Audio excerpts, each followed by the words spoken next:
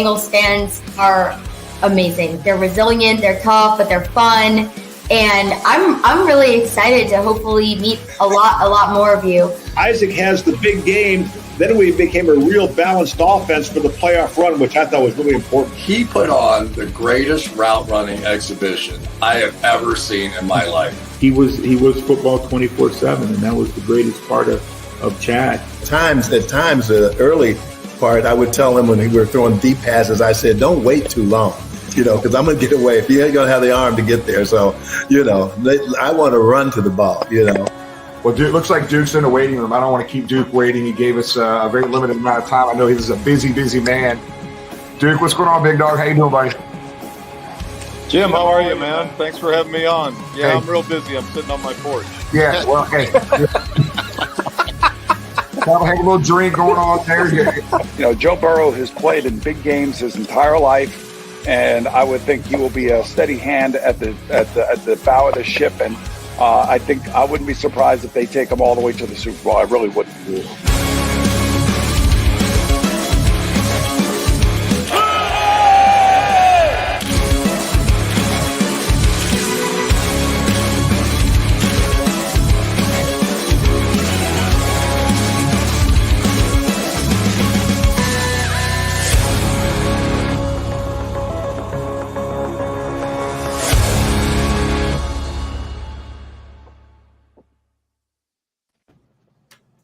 Good evening, everybody. Welcome to another edition of Talking Football with Bengal Jim and friends.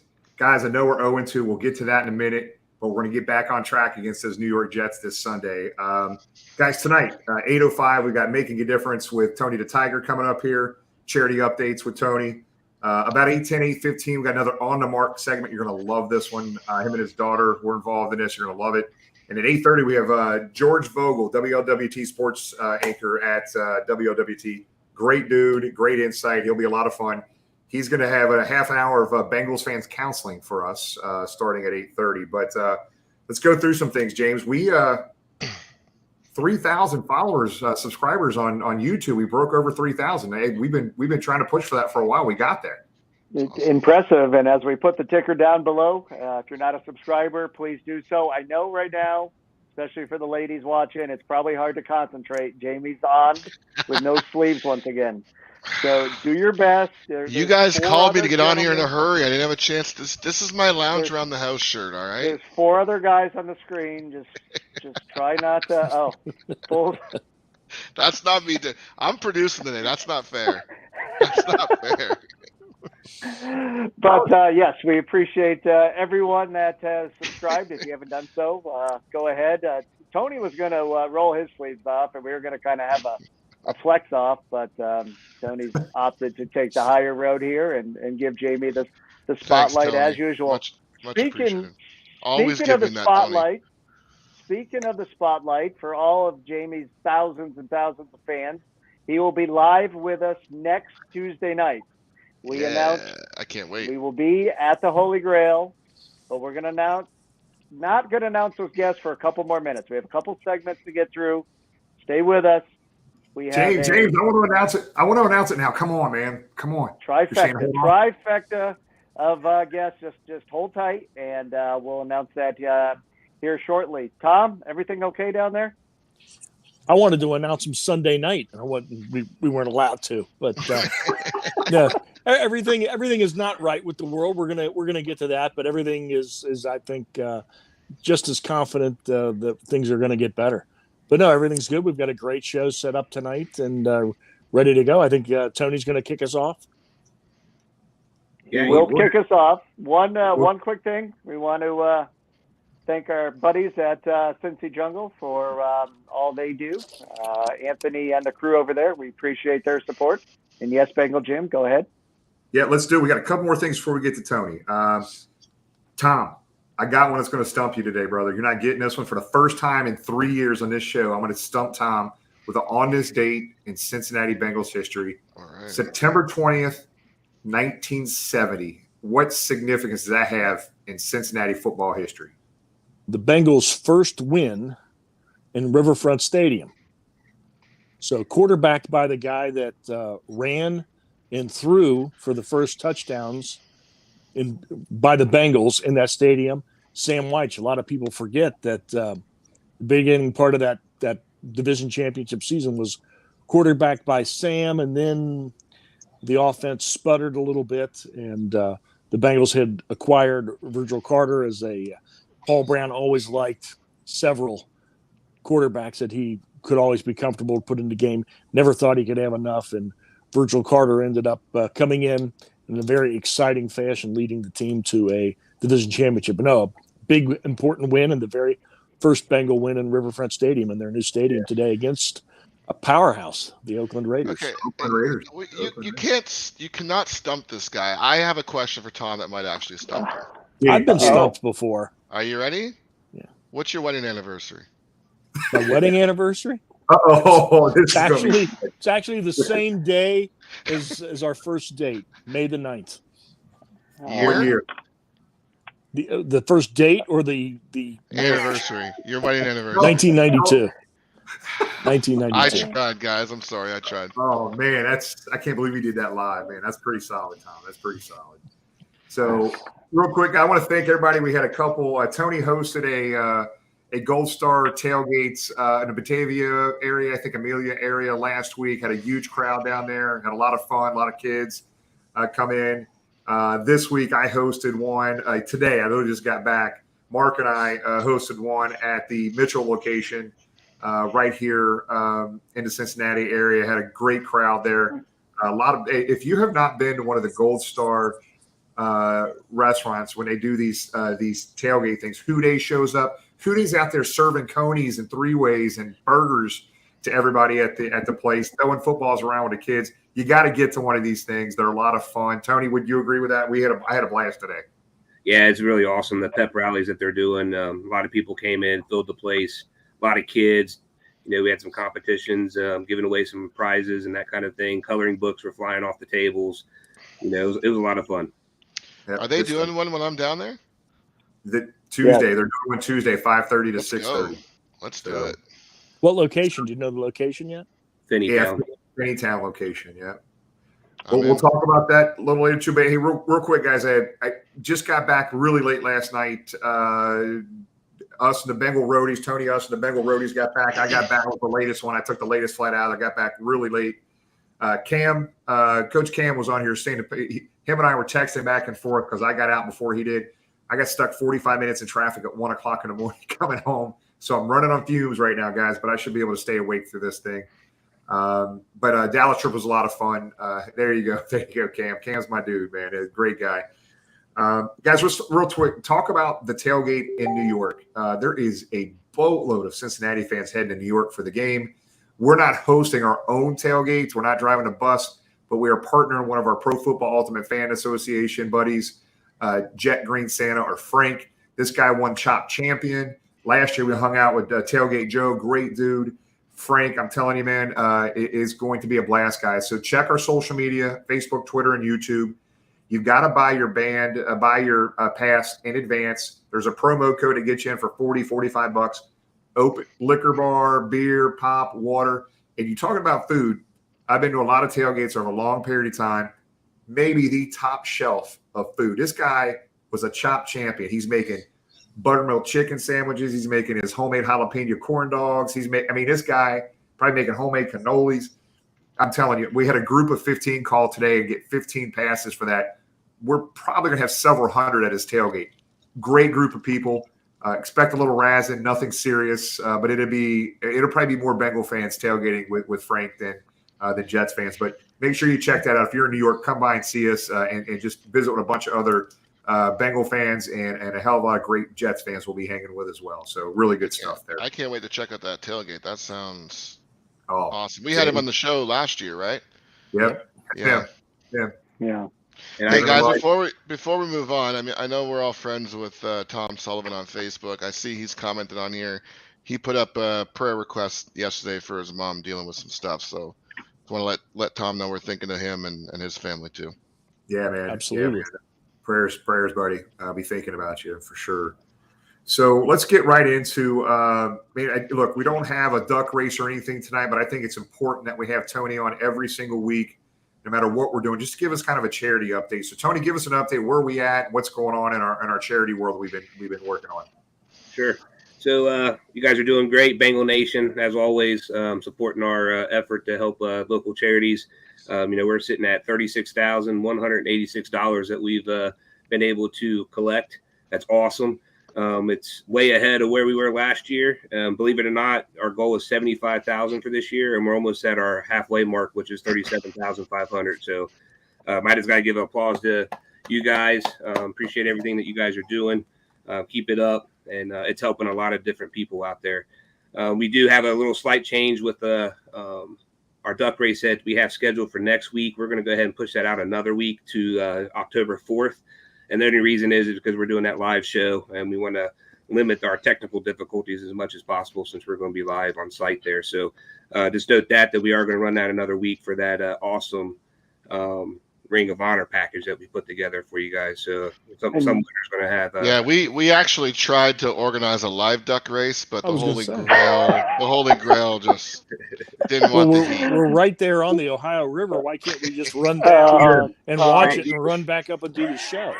Peter would have been like picketing outside the Holy Grail. Jim didn't want that publicity, so yeah, you don't want that smoke. And you know what? Speaking of raffle, Jen has a comment in here. I believe Jen was the winner of the great raffle that Tony did with our friends at the Ken Anderson Alliance for our first game.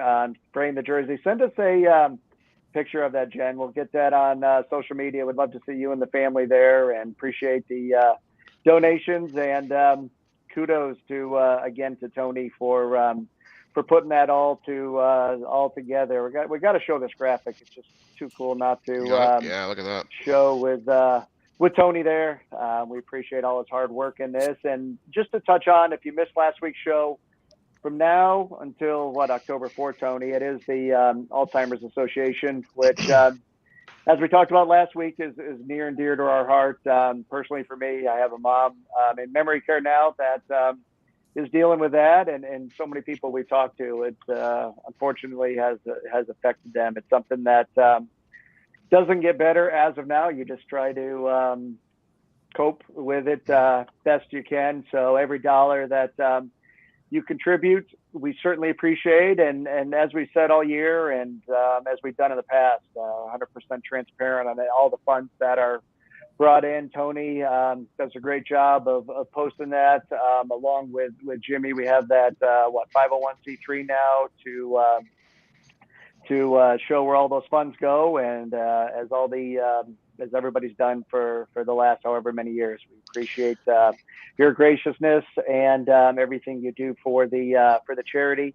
And with that said, we can touch on it now. Just like we gave away a helmet and other prize items, we'll be doing that Thursday night as well. It'll be a separate raffle for those in attendance on Thursday night, Tony, and they'll be able to contribute there, as well as to the online one if you're not local, if you want to participate for the Sweet Ring of Honor package. And I believe we have a graphic for that as well, Jamie, if you want to pop that up. Tony, go ahead and recap that real quick, because there are some sweet items in there. Yeah, this is a really great package we put together for the winner. So it's going to be an Anthony Munoz and Ken Anderson signed jersey, all COA. We also have Cincy Bob's Ken Riley bobblehead. We have an Isaac Curtis signed mini helmet. We have a beautiful 11x14 Paul Brown picture with a signature card. There's also a COA. And we also got an 8x10 of Willie signed for that too. So it's a really cool package. If you have a Bengal cave, it's great for it. Or if you need to start one, this is the way to start it off right here. Hey, Tony, while we have you on here, I know you get asked this a lot, but Jessica's asking that she wants to know how long it takes you to do your game day makeup. It's awesome. Jimmy always says the number one question I always get. So 30 minutes. Yeah. It's simply 30 minutes to put on my face. Now, when I first started, it took like an hour and a half, but I've been doing it for 12 years, and I can get it done in 30 minutes. So, Tony, you did not. Gene Simmons and Bengals fans. Yeah, you did not correct Jamie. He said a bad word. He did say makeup. I let him go because he's from Canada. Hey, wait a minute. I just read the question. You read the question. I read the question. Well, if somebody says the C word. We don't say that word, Jamie. Come on. Rookie mistake. My bad, guys. I'm sorry. Yeah, we call it war paint or face paint. So yeah, it's all good. There's a breeze in here. I'm just cold. I'm not thinking right. Hey, real quick, guys. The Alzheimer's Association. We're kind of hanging around at $1,800 to $2,000 mark, $1 mark, on our $10,000 goal. In the chat area right now are the links. Is the link for donating. So $50 per duck. You buy as many ducks as you want. Get you entered for that prize package that Tony just talked about. So that's a big deal. Big deal. And you were talking about Thursday night. We got a couple good items. Jamar Chase signed football that we're going to be doing at the tailgate. And also we got a Bengal bid helmet also coming our way for the tailgate too. So it's going to be another good opportunities to get some good items there. Yeah, and that's just an opportunity to thank those guys at Bengal Bids and Ohio Sports. They've partnered with us since last year and maybe even the year before, and just great partners that are a big asset to all of the charities that we work with. So we appreciate them and their support and all they do for the charities. I think we talked earlier and noted on the ticker below 10 different charities thus far, Cincinnati area charities that we've helped out. That number will increase as the year goes on. So we appreciate everybody and appreciate all your hard work, Tony. Yeah, appreciate it. Thank you, guys. Yeah, appreciate it, big dog. Love you, buddy. We'll see you. We'll see you here soon, man. Cheers, Tony. Cheers. Take care, Tony. So before we announce the special guest for next week's show, Jimmy, just don't ask. It's not happening yet. Let's do it. We're going to go to our buddy Marc. As we know, some of the people on screen went to Dallas and enjoyed the festivities, and poor Marc was stuck at home and not able to partake in the Texas Fun. But with that said, Marc, you're back for week 2. You have to unmute your mic. But talk about the video that we're going to see here in episode 2. Hello, gentlemen. Yes, that's unfortunately, that's bougie Marc, man. Bougie Marc. Yes, thanks to Lisa, it's bougie Marc. So sadly, yes, it's not in the budget yet for me and my production team to head, to the away game. So I just do what I normally do, which is hang around the city, and I, watch the game with family and friends. So it's just a regular Sunday, other than the fact that we didn't perform well. There was also something else special going on in Cincinnati. Well, some folks were out of town. Some that were in town had an opportunity to enjoy the second biggest Oktoberfest, right, in the world. I think you're going to touch on that.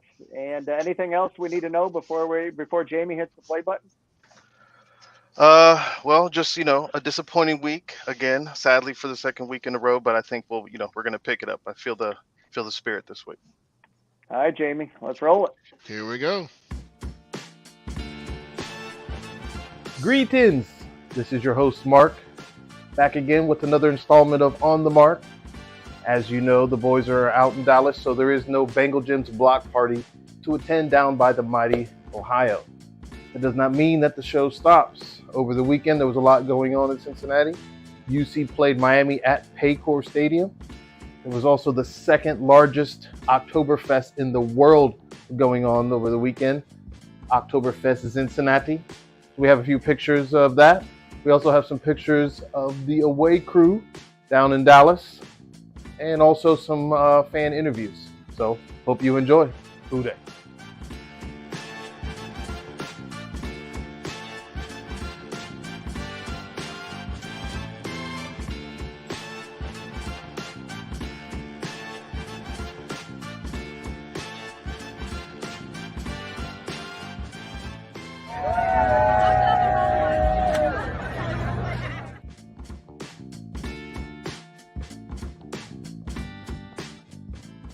As you know, sadly, the Bengals are away this week, so I thought, who better than to ask about an away day than the person I normally watch away games with, which is my brother, Brandon. Brandon, say what's up to the world. What's happening? All right, so we're going to get right into it. Say it's a, boys trip, all expense paid. What city would you pick more than any other to go watch an away Bengals game? Man, I'm a Las Vegas guy, so I'm going to have to go ahead and say Allegiant Stadium. Never can go wrong. And take it personally as someone who's been on countless vacations. with him, especially to Vegas. Vegas is always the right answer. All right. So, keeping in spirit of the away, when we're here watching away games together, what snack would you rather have more than any other? Man, we like to eat here, so that's a tough one, but I'm going to have to go ahead and say probably Gold Star cheese conies. Hey, you can never go wrong with the Coney Crate, especially when you pick it up from the official sponsor of the Bengals and this here show, Talking Football with Bengal Jim and Friends. All right, so last question. As you know, we play the Cowboys this week. There's an old country song that says, Mama, don't let your babies grow up to be cowboys. Why do you think that is? Yeah, Mark, man, because, it's kind of tough to be a Cowboy, especially because they rarely get to win. Hey, you heard it here first. Thanks, brother. Who dey? Who dey?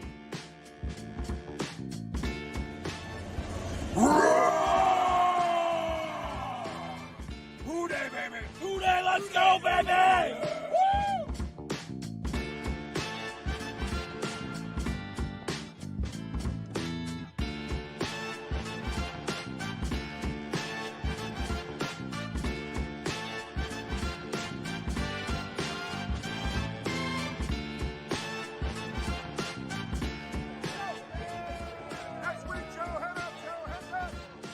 Wagwan.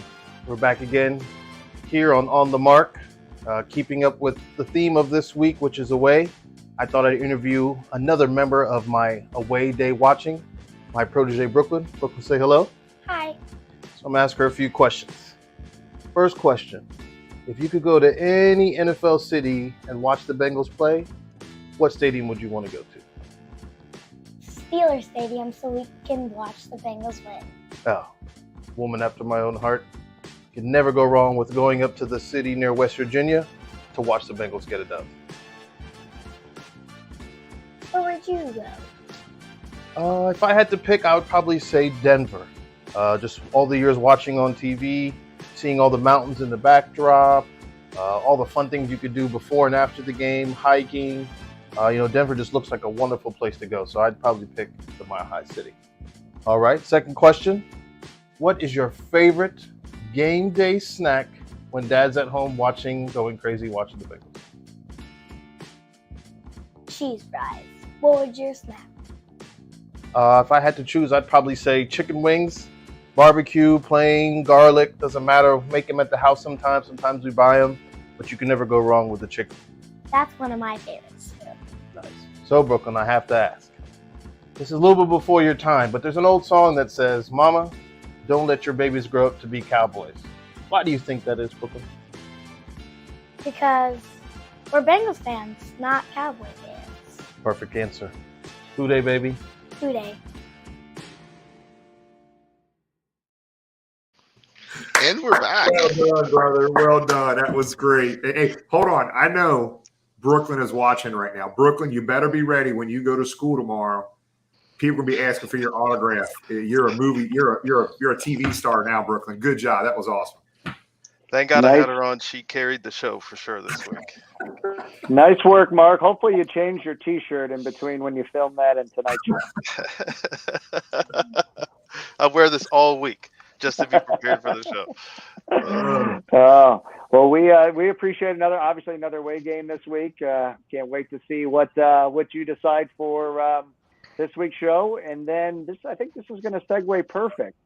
Next Tuesday, we've talked about, we're going to be live for the first time, and it's been a while that we're going to do a live show. We talked about the fact that it's at the Holy Grail. Hold on, James. James is going to continue this, but type in what three guests you think we're going to have next Tuesday. So James is going to give details around everything else other than the guest right now, but type in what three guests. I can tell you it's 2 players and a coach. Give you a hint. But keep going, James. I'm excited. No, live in the studio, we're going to have giveaways courtesy of our friends at Gold Star Chili. In addition to these 3 star-studded guests, we're going to have another huge announcement that we're going to break on the show next Tuesday. So be there for that. We see some guests popping up. Ocho, Willie, Brandon's got jokes. Can we say that Brandon was 0 for 3? Can we Yeah, say that? we could definitely say it. Definitely say You know who's 3-0 and not 0 for 3, Tom? Do you know what team that is? Oh, Lord. Here we go. Here we go. Since We're talking college. Since Brandon always likes to bust my chops, and he went 0 for 3, tell him who's 3-0. There is a team in upstate New York that is currently 3-0, even though they played a team whose their equipment truck broke. Yeah. On the way to the airport. That's the Syracuse Orange are 3-0, and we do Bengal talk here, not college. But on Friday night, if all our viewers at some point, if you could tune in, the Orange plays Friday night, and send positive waves through your TV to James' beloved Orange. Hey, Tom, their mascot is a what? It's an orange. His name's most Otto. Intimidating mascot ever. Orangey orange. The only college in America that has a hunk of fruit as their mascot, but nonetheless, there's a lot of tradition up there and a lot of great football. We digress. Anyway, since next week's show is going to be live in person, one thing I think we teased is somebody there is going to take home 2 tickets to the Thursday night game. We know the Thursday night game is the Ring of Honor game. Mm-hmm. We have other door prizes. One of them is going to be a football, probably an opportunity for some autographs, probably an opportunity for some pictures. And what else am I forgetting, Jimmy? No, so we're changing the name of this show. Jamie the Gun Show. Am I putting the graphic up? Yes. Are we announcing this now? Are we doing this? Do it now, James. Let's do it. It's probably the biggest show we've ever done, and it's live. Here we go. Here we go. Look at that. Wow. Woo. Woo.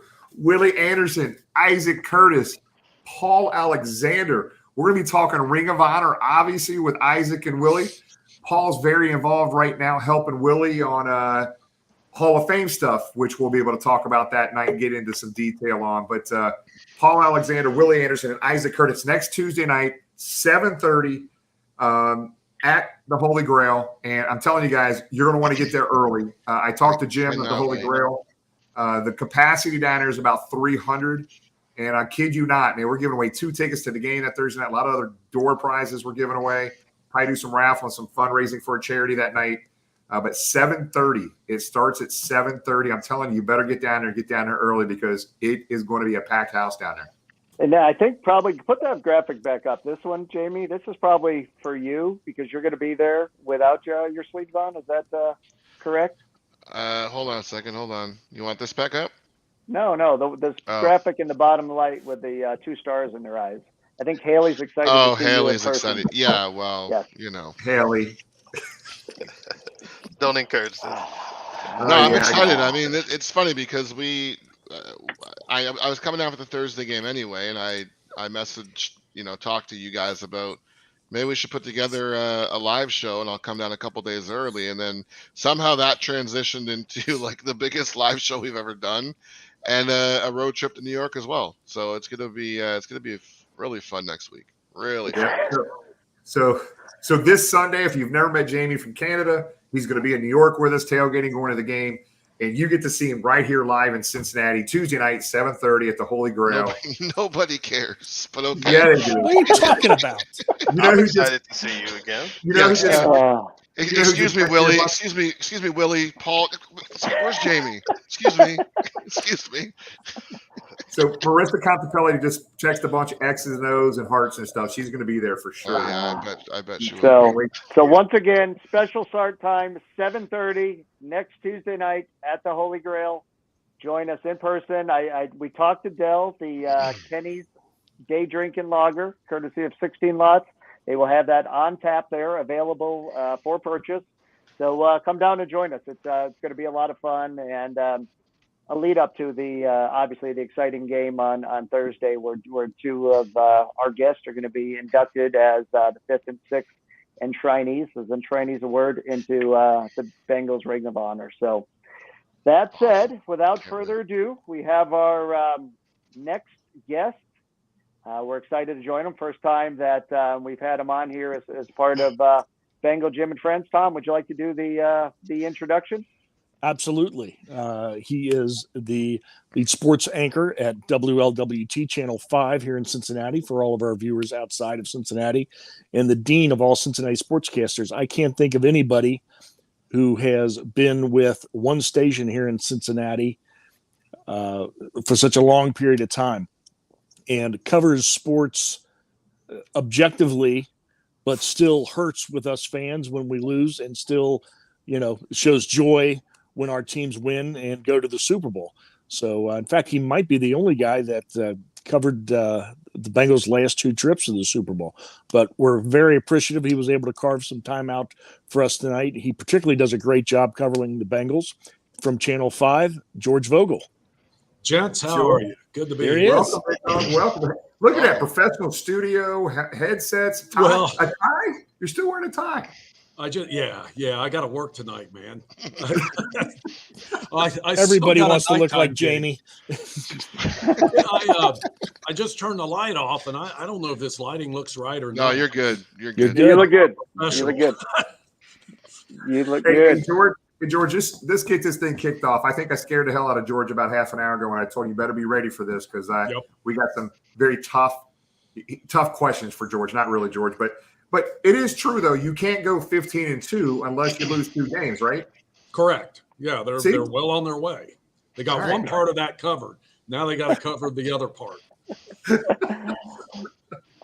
Go ahead, Tom. I know we got a bunch of stuff to ask. Hey, real quick before Tom gets to some of his questions here.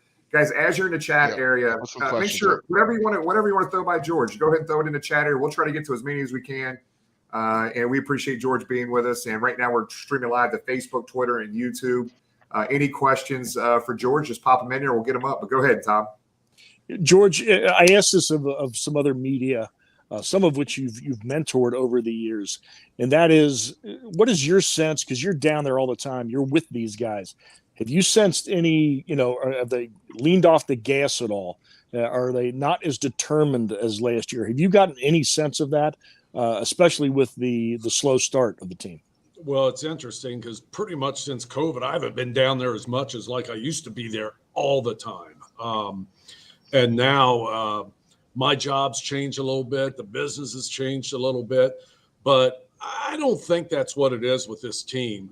Look, they've got those new offensive linemen. We've talked ad nauseum about that. But to me, they're veterans. And I wouldn't think, you would like to see them play some in the preseason. But I wouldn't think it would take those guys very long to get on that same page. Now, I could be stupid about that. I could be naive. But all these guys have been around long enough. They have Volson starting a rookie, but the other 4 have been around, and especially the 3 they brought in, Kappa, Karras, and Collins. And I don't know, guys. I mean, to me, until they get that offensive line figured out, they're going to have to do some quick hitters and things like that. It looks to me like Burrow's first option just isn't there when he drops back. And then, it's at that point, it's panic city, even though they say they don't panic. But the pocket's collapsing. Joe's having to move around and look for room. And by the time he does that, it's just too late. I just feel like we saw that slant, and I believe that was to Chase last week, that I would like to see a lot more of that. I think they just got to get some stuff quick out of the barrel as quickly as they can until they get some things moving.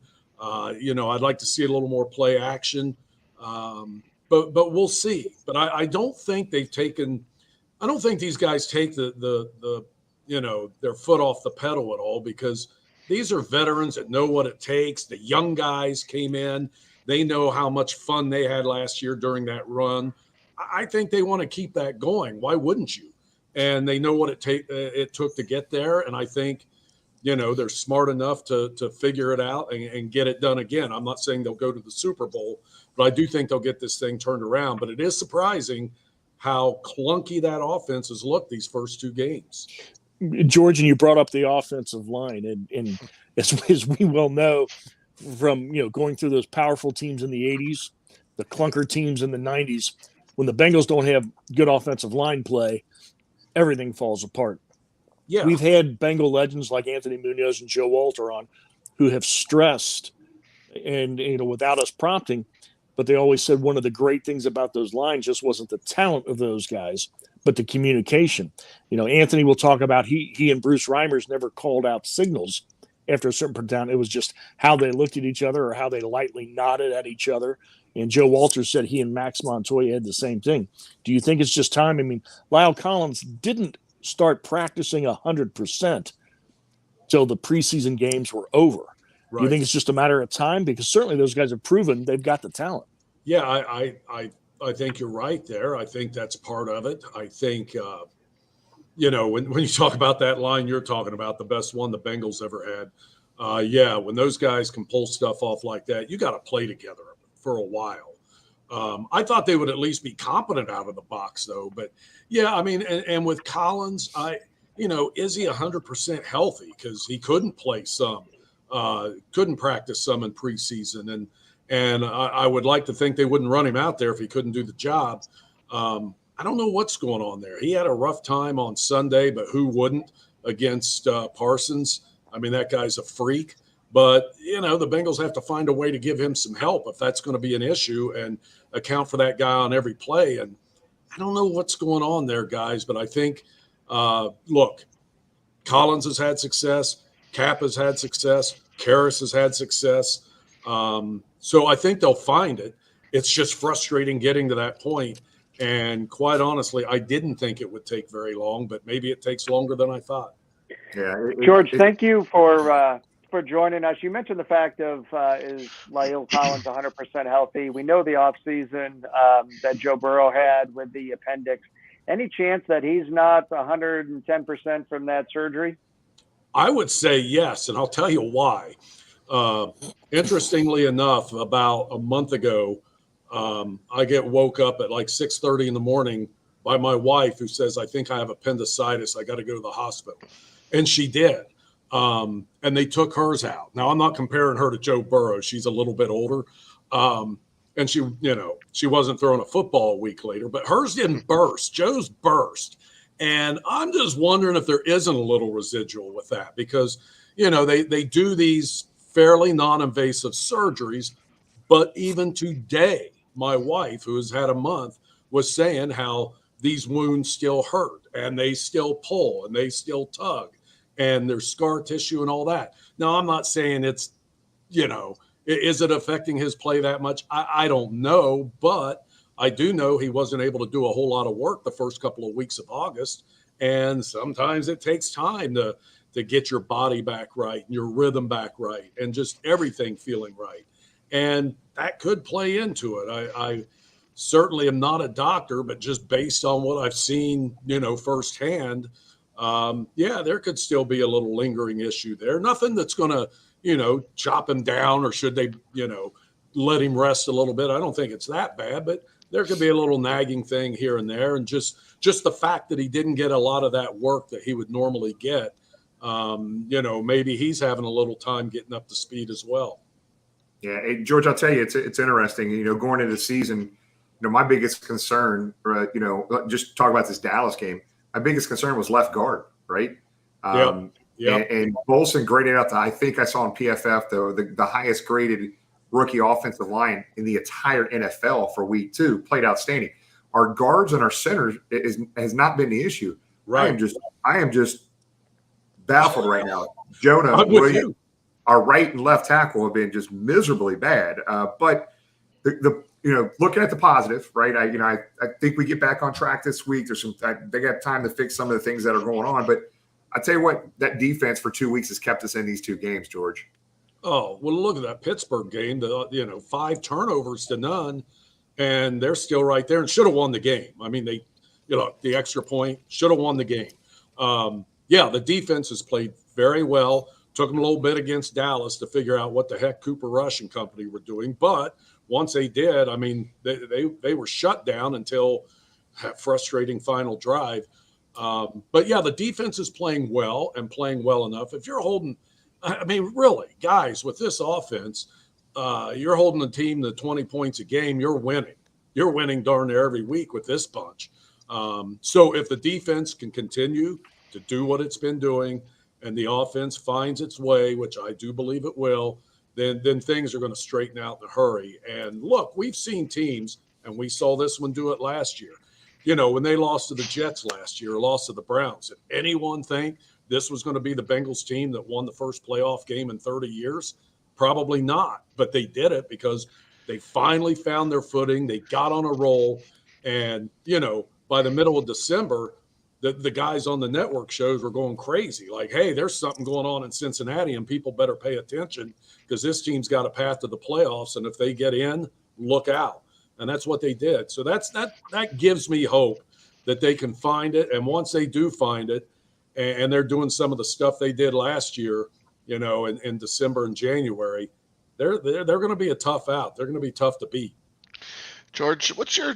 I mean, every time we lose, the fans quickly jump on the play calling. The play calling's too vanilla. Yeah. The play calling's too predictable. Take the play calling away from Zach Taylor. I mean, I'm sure you see the fans saying this all the time too. Gosh, yeah. If you're comfortable giving your opinion, like what's your thoughts on that? Is it time to hand this over to a dedicated offensive coordinator, or do we roll with Zach Taylor? Well, boy, that's a tough one, isn't it? I know. It really is because, you know, when things were going well last year in January, that was never really a big topic. Right, you don't. And, you know, Zach's not an idiot. You know, Brian Callahan, they're not idiots. They know what they're doing. Joe Burrow's in on this thing too. He can have some input on that. I trust him. Is it time for that? I don't know. I don't think so. I don't think it's reached a point like it did, you know, I remember a few years ago in Cleveland when they did something like that during the season. It was a disaster. I don't think it's time for that yet. I know it is so easy to complain about the play calling. I go and sit with my son every week at UC games too, and he complains about the play calling. Well, no one complains when the guy takes the draw play and runs 20 yards. No one's complaining. It's just only when this stuff blows up. But, you know, the other team's scheming too. The other team studied tendencies. They know what plays you have in your purse, and they're going to be ready for some of it. It's the nature of the beast. I'm not saying you don't look at that. They should look critically at it, very much so. But I just don't go as deep into that being the cause of what's going on right now as a lot of people are. I think a lot of people are seeing some of the decisions to punt when we should be potentially kicking field goals with, you know, with Shooter. And then the clip that's been all over social media this week so far is when Joe called the timeout and yelled over the sideline, no empty sets. And people are speculating that that's him being upset that he's calling plays with empty sets and he's going to get killed. So it's interesting to see what's going to happen with all this. And you know what? It's good. It's good that your quarterback can do that. Yeah. He should do that. And, you know, it's interesting stuff, but stuff like that happens almost every game. Yeah. We just don't always hear it. There's always, I remember, boy, you guys know the back in the 80s, the dynamic between Boomer and Sam. I mean, those guys were always going at it about stuff like that. But it worked. It worked, and it worked well. And I think it works well in this instance too. George, I don't think Joe's ready to kill somebody down there, especially the head coach. We've caught Jimmy on a hot mic here a couple times too, and it's almost got our show canceled. So we're very careful. We got the letter from the FCC, and we were able to get around it. But yeah, you got one of those too, huh? So my next question: letter from the FCC? No, I'm just kidding. Lord Manners, obviously we can focus on the negative right now. 0-2, rightfully so. The fan base can do what you know. It's interesting. I mean, I think there are some things that are some positives, in my opinion. Give us one or two of some of the positives you're seeing right now that help us get turned back around. There's one player or a unit, something. Well, number one, we talked about the defense and what they've done and how well they've played, and they really have. I know that Sam Hubbard played very, very well on Sunday. I think as long as that front of that defense continues to do what it's doing, and I saw some of the grades too, and Hendrickson's grade wasn't so high, as high as I thought it would be, but I thought he played a pretty darn good game. And as long as they keep getting that kind of stuff up front on that defense, they're going to be fine. Offensively, let me think of something offensively, and I'm going to have to do some thinking and digging here. But certainly, Hayden Hurst has looked the part. I think he's played pretty well, and they're not missing a whole lot there. We all liked CJ a lot, and maybe we'll see him this week. Who knows if he's going to play or not?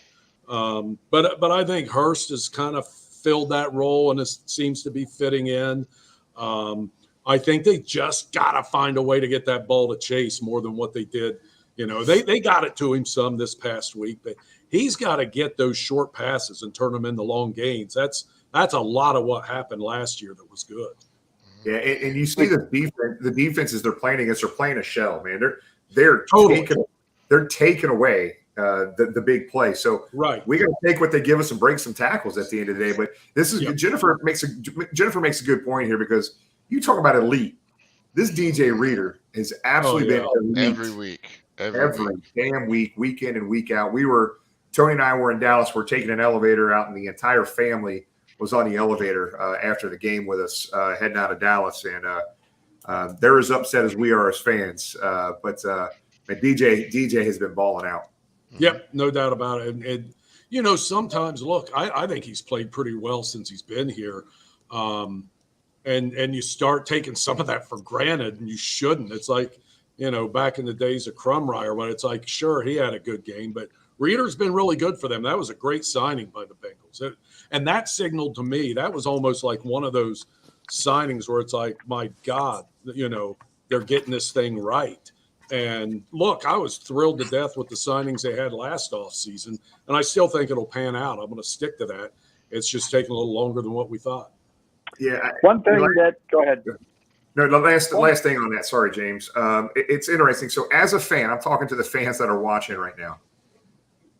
What fan was not happy with what we picked up last year? 3 offensive linemen.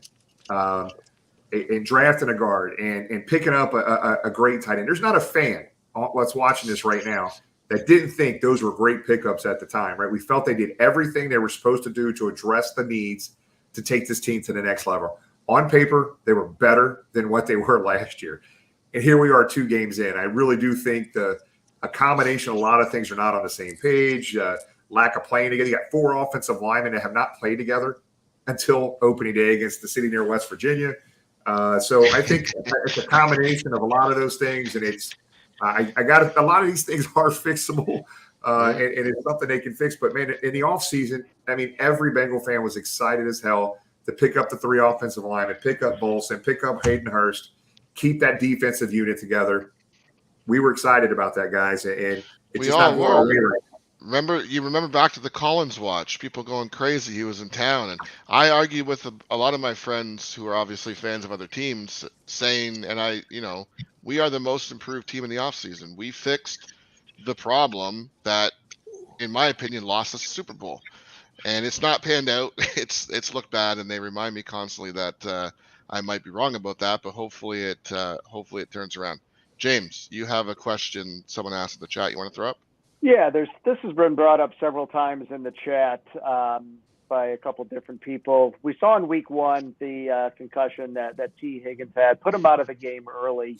Obviously, we know what Jamar Chase and Tyler Boyd bring to the table as a wide receiver. We saw Chris Evans have a solid rookie year last year. We saw a good preseason when people weren't holding. Why haven't we seen Chris Evans get involved more, especially if you go back to that Pittsburgh game when T was out early? We heard some talk maybe, hey, Chris Evans would go out wide. We see his explosiveness in the kickoff game and returns. We see what he can do when he gets the ball in his hands. Why have we kind of left Chris Evans on the bench through the first 2 games, in your opinion? Boy, that is a good question, because that guy, quite honestly, since he got to Cincinnati, has been pretty darn impressive. I don't know what the answer is to that, but I do think he should see a little more of a role, especially, the game you're talking about, the first game when T's out, because he's shown he can do it all. He can take a handoff and go. He can come out of the backfield and catch the ball. So I would like to see him get involved a little more, but I don't know if it's, that old problem, they used to have with other running backs where they're a little afraid of the pass protection. I don't know. I wouldn't think so. I mean, the dude seems to play hard. He seems to be, a coachable guy and does what they want. I don't know what the reason is for that, but I would like to see a little more of that. But growing up and watching this team from the get-go when Paul Brown used to use those running backs a lot and then Bill Walsh out of the backfield, I've always been a running back out of the backfield guy and throwing screens and things like that. And maybe they could use a little more of that right now while they're struggling to find a way to slow down that opposing pass rush. There's Chris Evans now. The irony of someone named Chris Evans on the chat. That's funny. So, George, when you bring up those alternatives, though, is that as teams are dropping those safeties, guarding against Chase and Higgins, you mentioned Hayden Hurst. We just brought up Chris Evans, but I mean, two guys that we haven't seen as much this year, and we know they've got it, but using Joe Mixon out of the backfield as a receiver. And also, you think down the middle of the field, eventually they're going to find Tyler Boyd for some big gains. Yeah, he was kind of the missing man there. Was it this past week or week one? It's like, where is the guy? And yeah, you would think they would have more of those options open to them. So I don't know. You're starting to convince me maybe they do need a dedicated offensive coordinator to start calling plays. Is that what you're doing to me here? But I do think there's a way they can work around this with some of those options. But all that being said, Callahan and Taylor, they know a lot more football than I. They ingest this stuff and eat it and breathe it all week long, probably 52 weeks a year. So who am I to tell them? But I do think they should incorporate a little bit more of that until they find their footing. With all due respect to Brian Callahan and Zach Taylor, who through the really tough times, did a magnificent job of getting guys to come out and play hard for him every week, which I think is the main reason he kept his job after that second year was how hard the team kept coming out and playing for him every week. But, all that said, and this is no disrespect against those two gentlemen, quite the opposite. It's an immense amount of respect for this guy. I think Joe Burrow might be the smartest guy in that offensive room every week in knowing how to run the offense and what to do. Wouldn't surprise me. I would certainly trust him in that role with what I've seen out of him. I mean, and back to what you said about Zach Taylor and those guys playing hard. That year that Burrow got hurt his rookie year, I mean, that was, if there was ever a time a team could just throw in the towel and just play out the string, and they gave everybody fits down the stretch that season. With Brandon Allen operating at quarterback, and they played really hard down that stretch. That was impressive. But, I was talking to somebody about this today that maybe, back in the day, a lot of times the quarterback was responsible for play calls if it was a frontline franchise quarterback. And I wouldn't have a problem with him, and I think he does have a lot of reign to change things and go with different things. Now, does he call the play where, the personnel's in there coming in for the next play? No, and that's a lot of why they went away from that, I think, is because these coaches want to mix and match and try to catch defenses, shorthanded and off guard. And I think, it's tough for a quarterback to do all that. But, letting him have his say-so at the line with audibles and everything else, that's a smart thing to do because this guy sees stuff before anybody else, I think. I mean, he looks like when things are operating right and what we saw last year, it's like he knows what the defense is going to do when he's getting ready to take the snap. He sees where they're lined up. He knows where the hole's going to be. And I think they give him that freedom, and they should. Yeah. George, I know we appreciate your time, and Jimmy's going to speak to you before we go, but one favor, we're always looking for big time guests, and we really appreciate you coming on. But if you could put a word in for us, there's a guy down there who we've learned is a heck of a sports fan, very knowledgeable, very passionate, and he's become a true Cincinnatian. But we're a little worried he's out of our depth. He might big time us if we approach him. Can you talk to him, put in a word with Mike Dardis to come on with us, or is that just a little out? I mean, is he too big for us? You want me to call him right now? Yeah. Yes. He's downstairs. Well, I'm in a temporary office here. I'm like sitting on the second floor. Pretty much speakerphone. Let's try it. Unless I don't know. I mean, does he have to ask his wife, or I mean, what? Probably, but I didn't say that. I did not say that. Let's call him. I'm going to tell him he's on speaker because he's liable to call me something. You there? Okay, no cuss words. FCC letter. Tom, you got this. All right, I'm kind of put you on a spot here, Mike. Okay. I'm on the Bengal Jim and Friends podcast, right? Wow, that is on the spot. Yeah, well, you're on now. Unbeknownst to you, you're on now. The new legend of Cincinnati, Bengal Jim? Yes, he's right here in front of me on this screen. And they're wanting to know if you would do the podcast sometime on a Tuesday night. Is it Tuesday nights during the season? I would do it anyway, but now that I'm live on the podcast, okay, he'll do it. You got it. Good. I think they've noticed some of your critical tweets of the Bengals, and we'll have our set people the record straight. We'll have our people call his people. so the fans have the right to be critical. You don't always have to be, pom poms and No, you're right. celebrations. You're right. Okay, I'll help set this up, Mike. All right, sounds good. And then I'm going to hold you to it. All right. All right, you got it. All right, thanks. There you go. Anytime. He'll do it. Great.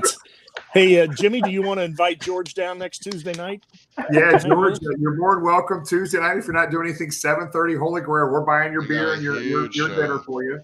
We got Isaac Curtis, Willie Anderson, and our guy Paul Alexander coming down. So you're more than welcome with us. I'm buying beer for you if you come down. That's awesome. God, I'll be working, but I wish I could. Look, what's on the docket tonight? You guys you're on tonight, right? You're doing some news. Sports talk. We do like a 7:00 show, a 10:00 show on MeTV, an 11:00 show. That's like 24-hour news service now. Yeah, it is. I mean, one thing, if the fans didn't hear earlier, we got it on recording, we got it on audio and video. George Vogel said the Cincinnati Bengals would go 15-2. He opened with that. Yeah, I remember that. I might be off a game or two, but I'll take that. Okay, 13-4. Would we take 13-4? Yes. Heck yeah, right now. Yes, exactly. George, man, brother, hey, you are an institution in Cincinnati sports TV, man. I've been around forever. Yeah. Well, we appreciate it, man. It means a lot. You join us, taking time with the fans. Absolutely, anytime. Absolutely, buddy. We'll see you, man. Take care. We appreciate it. George, thank you so much. Appreciate George. all of you. Thank you. Appreciate it, George. Hooday. Bye-bye. Hooday. Hooday. Tom, excellent job. That was awesome. Cherie Palillo's probably kicking Marc Dardis's butt right now. He had to do the dishes or something that night. But that was funny. All right. Hold on. We don't have a new one, but we're going to use this one. Here we go. Hey, folks. It's time for the 2-minute warning. My bad. There we are. 2-minute warning. We're here. So let's go ahead. Go ahead. Kick it off with Mark. Go ahead, Mark. All right. I guess you can say that in the NFL, the endings always write the narrative. So if we were to play those exact games the exact way we did and make an extra point and make a kick, you'd be sitting here 2-0, and they'd say, look how resilient we are. Look how tough we are. These are the type of teams that go deep into the playoffs. So the main thing is, regardless of slants, play calling, we have to win. That's it. Just win the games, and then we'll move on next week. I mean, we played the Rams last year in the Super Bowl. I think Matt Stafford led the league in picks last year. Who cares? What difference does it make? He won the Super Bowl. So I think we just have to start winning games, more importantly, and then the narrative around the team will change, I feel. Hey, on the mark. with Bougie the Mark. mark. That would be good. Good. All right. I gotta tell you, so- when the next week it's gonna be on the mark's gonna be really easy with the amount of guests that we have live next week. I just have to say. Oh, That's hold amazing. on. So let me help. I didn't know this. So you're going to be down there, obviously. Are you going to be doing interviews with people, fans, and maybe some of these guys, and doing your on the mark segment down at the Holy Grail? Yes, absolutely. That won't be for the show that week, but it will be for the next week show, next Tuesday. And yes, definitely. As we recap the Ring of Honor week, yes, that'll be a special episode. Absolutely. For sure. Tom? No, I think Mark hit a couple of good points, and there is a lot to be frustrated about, but there's also a lot to be optimistic about. I think the problems can still be solved. There are a couple that I'm still mystified by. Jonah Williams playing for a contract. I've been really surprised what's been going on at left tackle. I think the interior of the line is fixed, and hopefully time is what is lacking for Lyle Collins at right tackle.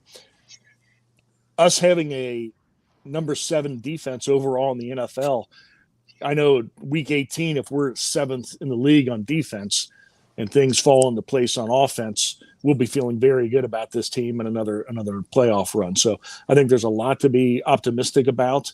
And what a big show Tuesday night. I hope to get everybody at the Holy Grail for a lot of good Bengals talk and a lot of respect and appreciation for Willie Anderson and Isaac Curtis. And I'm going to hand it up to my buddy from Canada. Oh, thanks, buddy. Thank you. I'll take the conch. Okay, I don't want to be negative. I'm worried, 0-2. The Jets, they came back and beat the other team on the weekend.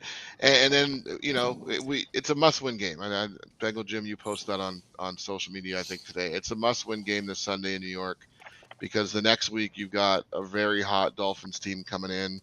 Thankfully, they're playing the Bills on a short week coming into us, so that's going to help. But this is definitely a must-win game on Sunday. For the fans who travel to the games, I'm excited. I'm going to be coming down to the New York game on Sunday, flying into New York late Saturday night. I'm looking forward to going to a game in New York. Never been there before. And then I am super excited about the show next Tuesday at the Holy Grail. And I did post on social media, anybody who has the shirt with the 4 of us on it, if you wear that shirt that night, your first beer is on me. I will be buying you a beer if you have that shirt on. And if they don't have that, and if they don't have that shirt, that's the shirt right here, where can they buy that, Jimmy? They can buy it at Cincy Shirts. And actually, if you go to Cincy Shirts on Monday when I fly into Cincinnati, you'll see me, because I'll be there buying one, because I don't have one yet. So I will be buying that shirt and all the other, and I'll be buying that one too, Mark. Yeah, I'll be buying all the shirts at Cincy Shirts. I will be there on Saturday for sure. I'll get that one as well. So yeah, speaking of that, here's another shameless plug. We will have these shirts available Tuesday night at the Holy Grail. So if you don't have the Untamed Bengal Gym shirt, we will have those on sale Tuesday night at the Holy Grail. So every tailgate as well. To charity. So I understand. If anybody that has a shirt of the 4 of us with 3 accurate depictions and 1 horrible one, but if anybody that's wearing that shirt, you will buy their first beer? Yes, sir. All right. And if you cut the sleeves off, they'll buy you a shot. Just because your queen died does not mean you need to get rid of all the money with her picture on it, in anticipation of the new queen. It's very generous, but I'm not a big monarchy guy, but I don't think there's a new queen. I just throw that out there. But there's a new king. There's a new but king. Even we know that. I'm just looking forward to coming down. I see a lot of people on social media saying they're coming to the game on Thursday. Obviously, the Ring of Honor game. I got some good friends of mine from Brantford, where I live, coming down as well Wednesday. It's going to be a party, so I'm looking forward to seeing everybody down there with the Mr. Peanuts shirt. I didn't say that, Tom. Don't get mad at me, Lisa. Okay, well, I should say that I maybe should put a cap on. I'm not sure how many of those shirts have been sold yet, so I'll buy the first drink for you until I run out of American money, because. Yeah, I'm coming down with like I don't know, maybe 500 Canadian, which I think is $120 American. Does the Holy Grail accept Canadian? Have you checked? I was just kind of hoping to run a tab and then just like not pay it till next year.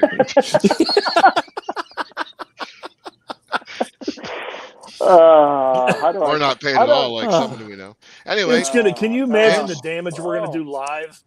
Oh my gosh, how do I follow up Jamie? I never I'm want to gonna follow be there. Jamie. I'm gonna be there drinking at 4 for a 7:30 show. I'm gonna wear that shirt. God, jeez, Pete. All right, man, tough act to follow with Jamie. However many playoff teams in the AFC made it last year, was it 7, 8, whatever it is? 3 of them this year have started off 0-2. Tennessee Titans were the number 1 seed last year. Obviously, we know we played the Raiders, and it's us. So there's some good teams that are struggling early. Pick the reason, but regardless, keep your heads up. One positive note, I think Jennifer mentioned it, and some others in the chat did. Prayers to Clark Harris on a speedy recovery, but our long snapper from University PITT, Cal, I don't even want to try to pronounce his last name, did a heck of a job. That was certainly a concern as we entered week 2 with Clark Harris out, and kudos to him for what he did.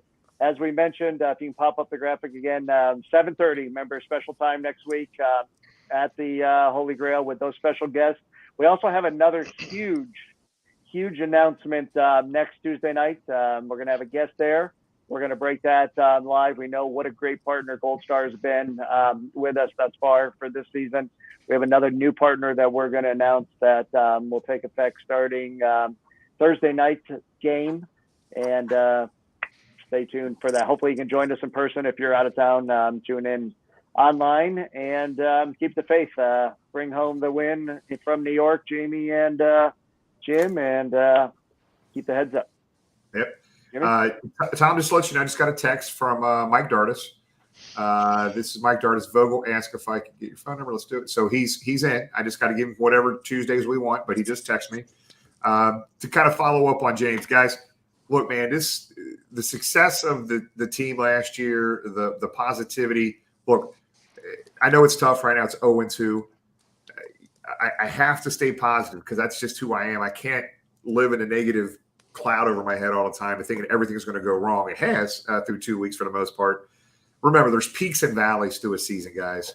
And we just got to remain – don't get too high or get too low when things are too good or too bad. They're going to come out of this valley, guys. They're going to come out of this Sunday against the New York Jets. And we're going to come back and beat the Miami Dolphins here. We're going to be 2-2 after this Thursday night game. But I'm excited about the season still. Haven't lost my energy and enthusiasm for it. It's going to happen. I got to build on what James just said, guys. I don't even know how to say this, guys. This tailgate, this podcast that you guys have made possible. We're not doing any of this without you guys that are watching this right now. The tailgate has gotten to a point where we need to rent a street. It has become, like Mark said, it's become a block party. It's no longer a tailgate. Fun, family friendly. Everybody's so cool, so diverse. East side, west side, black, white, Northern Kentucky, Ohio. Fans from Canada. A couple Canadians here and there. It's been so fun and so positive. And we have this huge announcement, like James said. Just wait until this announcement next week. James and I had about a half an hour, 40-minute call with a company. It is going to be a blast. It's going to help out everybody. It's going to help out our charities we're working with. I'm excited for that. I can't wait to make that announcement. Tuesday, 7:30. Don't miss it. 2 tickets for the Thursday night game being given away. Not just 2 tickets at the top of the stadium. 2 really good tickets. We'll talk about that next Tuesday. You got to be there. Don't forget the New York tailgate. Jamie will be there in person. Sleeveless Jamie will be there. He's got jerseys. Hey, man, it's too cold and no, man, it's summer. You're from Canada. Come on. It is. You know what? Our show does air on Tuesday. You're from Canada. It's Tank Top Tuesday. Maybe we just need to get a Bengal Gym tank top that Jamie can model for all of our promotional material. Yeah, that's right. Oh my God, you guys are hilarious. Who changed my name to Sleeveless Jamie? He just noticed that. 30 minutes ago. How long ago was that up there? You just did before George Vogel came on, but that's all right. Yeah. Sorry, I was trying to pay attention to our guests, guys. I was showing, respect to the guest. Well, also the last thing I'll close with, guys, look forward to this week and getting that dub in New York. Look forward to seeing everybody Tuesday night, 7:30. I'm telling you to get there early because you don't want to sit in the very back. Get there early. Also, don't forget the Alzheimer's Association. Perfect timing on popping that up. Thank you, guys. The Alzheimer's Association, we're in the middle of last year, which was our the biggest individual fundraiser. We did over $10,000 for these guys last year, and we're hoping to at least match that or come close. So don't forget about the Alzheimer's Association. Get on there, buy a duck to win that great prize package Tony the Tiger put together. But we appreciate you being with us. You guys are the best. Stay positive. Let's keep it going here, guys. We're going to be all right. We're going to get this dub Sunday. We love you guys. Hoo day. Hoo day. Good day. Good day.